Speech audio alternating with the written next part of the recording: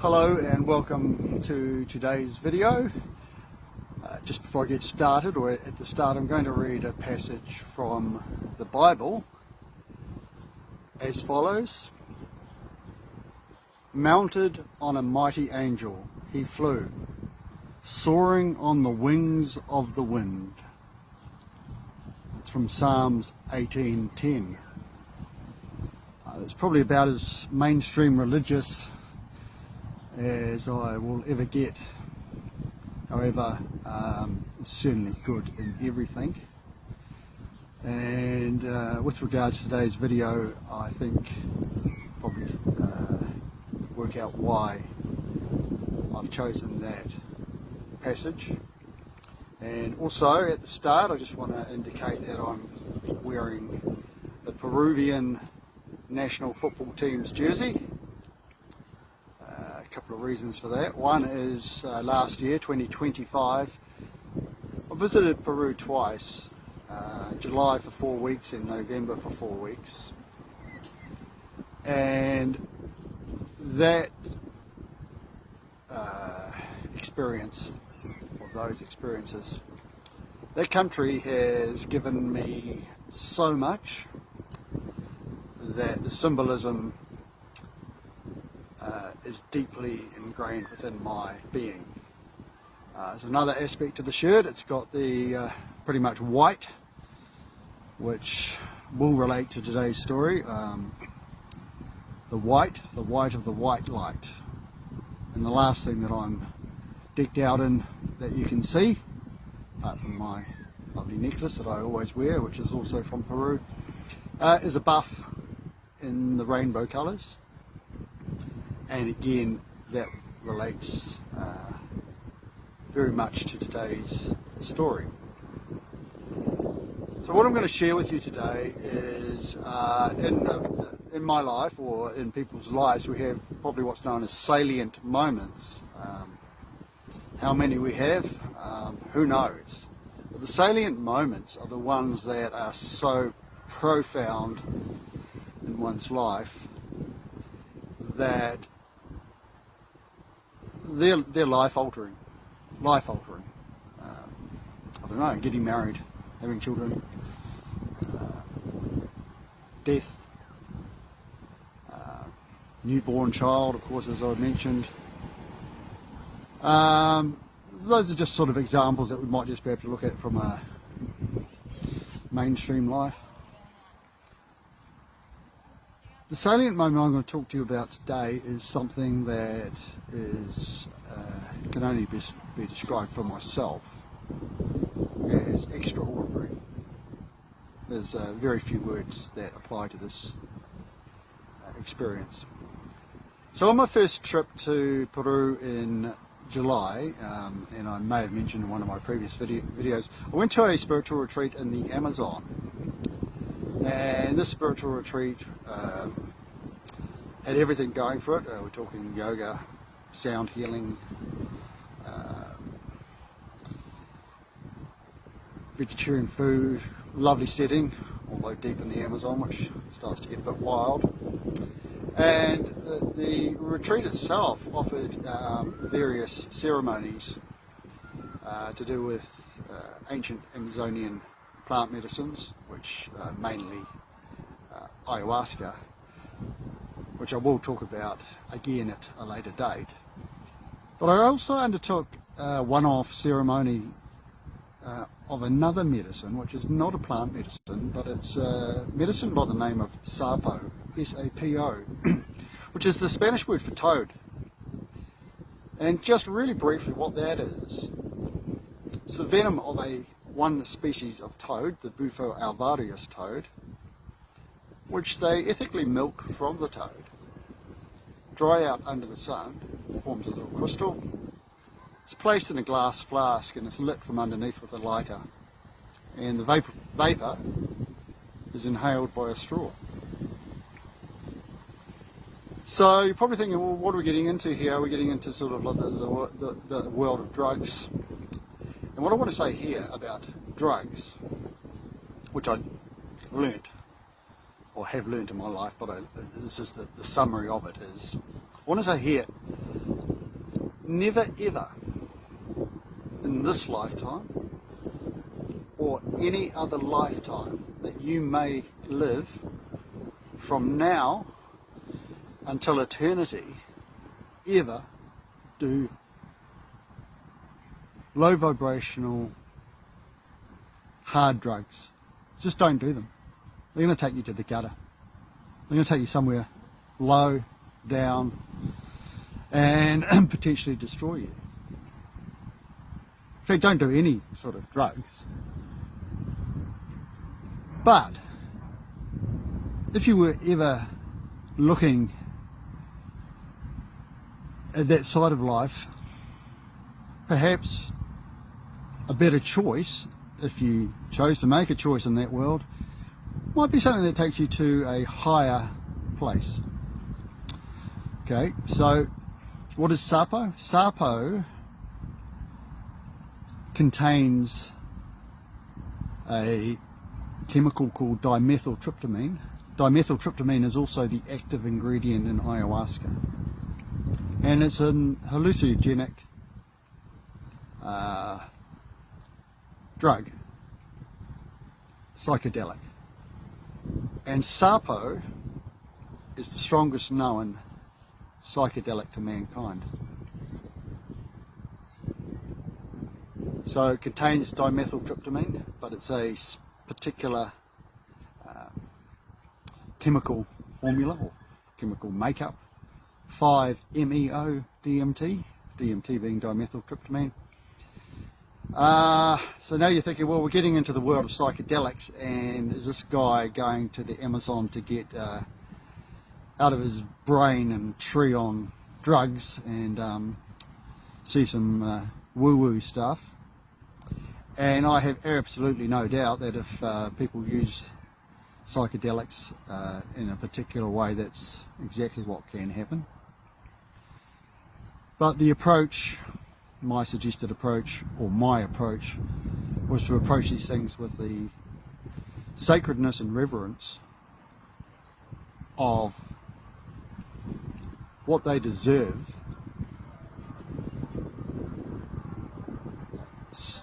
subsequent to this, or in fact in my research, Sapo has been described as the God particle or the God molecule. So we're getting sort of pretty out there in terms of someone calling it that. So what does it do? And, you know, why take it, or why did I go, and why did I take it? Now this story is not going to be able to be explained in one video, or one relatively short video. Well, I have explained it extensively in my written story, so if you want to check out the full story. But it is something that when inhaled will have a 5-minute to 30-minute effect on someone. Unlike ayahuasca, which we're talking hours, and generally it takes people to a place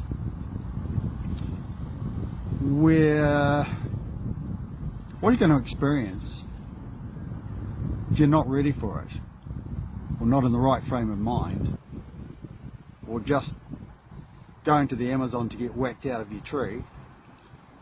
Yeah, it could be pretty scary, pretty overwhelming.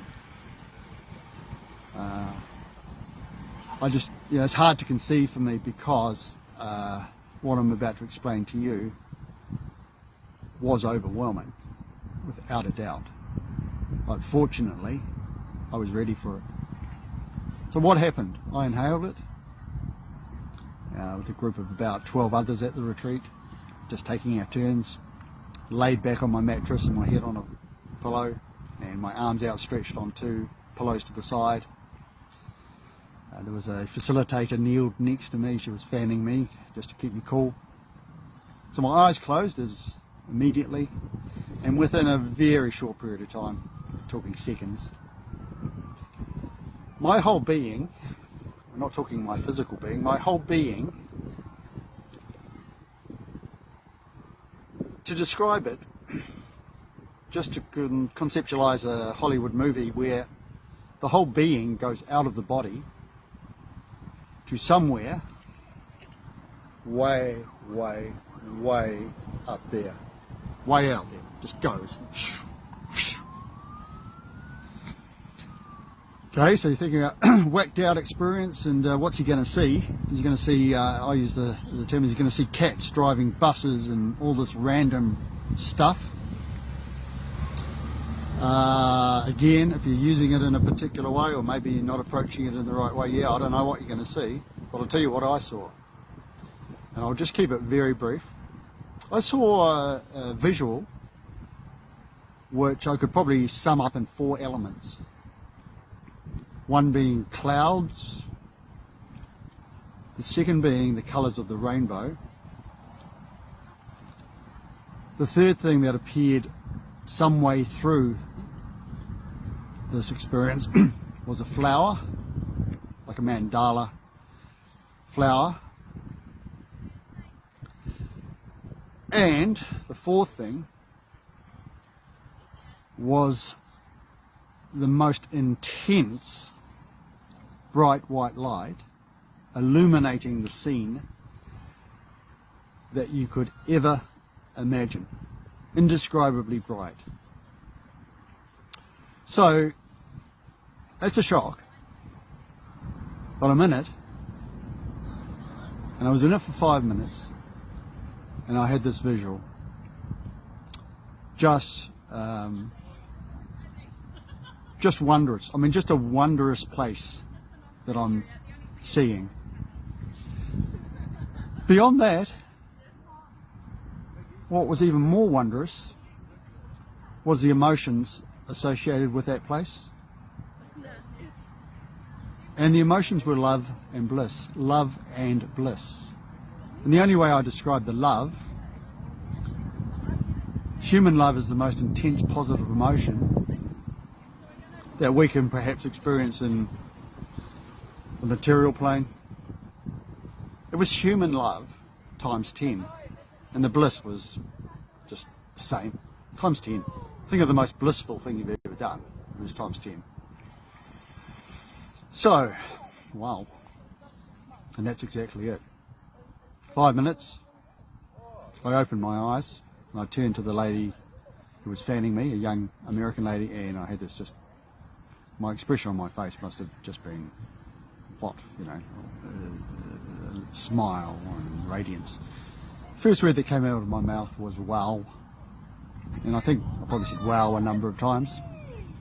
Went and sat down, and another participant, a lady from America by the name of Astrid, came and held my hand, and I turned and looked at her, and the words that came out of my mouth then was, what the actual fuck was that? And I think I'll tell you what the actual fuck it was, my belief. I had visited heaven. It didn't have a sign to say it's heaven. It was a knowing it was heaven. I knew I was in heaven. It was first level heaven. When I came back and when I was walking over to the side to sit down, out of my chest, I had brought back all this energy from this place. It was overflowing out of my chest, just it was coming out like that. And it was too much. I didn't need it all. I didn't need it all. I was full. And it was overflowing. So what do you do with this overflow of energy and positive? I just grabbed it and threw it to others. And they're looking at me and going, where's he been? Okay. Now, as a consequence or on reflection, it answered a lot of questions. It answered questions on reincarnation. It answered questions on where we go after we die. What's there? Once you've seen that place, or once I saw that place, I don't fear anything. I don't fear death. If that's where I'm going, and it's got the love 10 times of what I could perhaps experience here on earth, it's not a problem. It's nowhere near a problem. Okay, so the video is just going on a little bit longer than it should now. So just relayed something about a wondrous event in my life. It's so profound that it will influence me going forward for the rest of my days in this incarnation. So thinking about that, to have those experiences and come back, and I'm not a whacked out junkie, I'm not going back to Peru to have Sapo again. I don't think I ever need Sapo again. I mean, maybe if I want to see the next levels of heaven, yes. But it brought so much back that I'm still assimilating and integrating that into my life. So I don't need more Sapo to make my life a wondrous place. I don't need drugs for that. Anyway, enough of that. So you're welcome to go and read my story. It's encompassed in that written story on my website, viviendolamahia.nz.com. The website's just on my Instagram as well, so if you need to just see how that's spelling, it's Living the Magic. I thank you for listening to my story today. I'm so happy that I'm actually able to share something like that. To be able to do that is just a special gift. As always, I'll see you again soon, and before I leave you, namaste.